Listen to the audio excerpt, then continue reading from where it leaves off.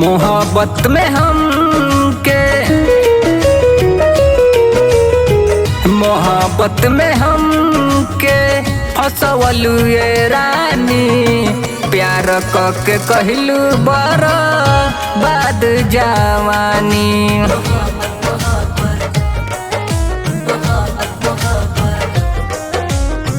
भूल गइलू प्यार वाला सारा कहानी प्यार के कहलू बर्बाद जवानी।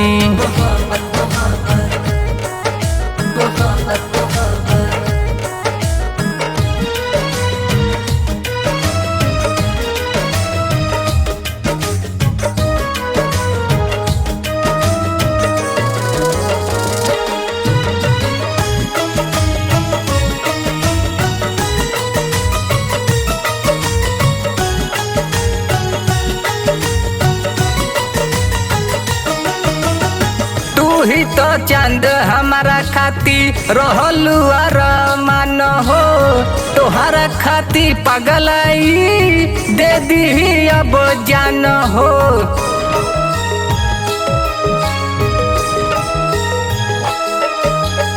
तू ही तो चांद हमारा खाती रहलू अरमान हो तोहरा खाती पगलाई दे दी अब जान हो। कैलू बेवफाई ना कैलू बेवफाई ना बतवलू ये रानी प्यार के कैलू बर्बाद जवानी।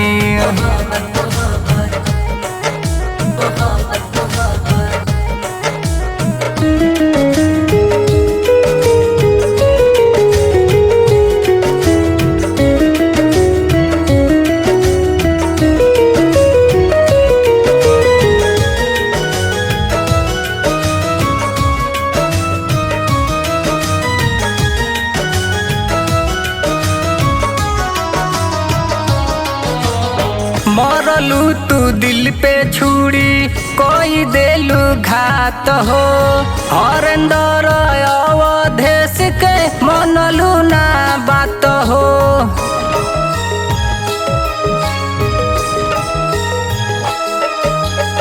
मरलू तू दिल पे छुरी कोई देलू घात हो हरेंदर अवधेश के मनलू ना बात हो। जियते जी हमके जियते जी हमके रोइलू ये रानी प्यार के कैलू बर्बाद जवानी।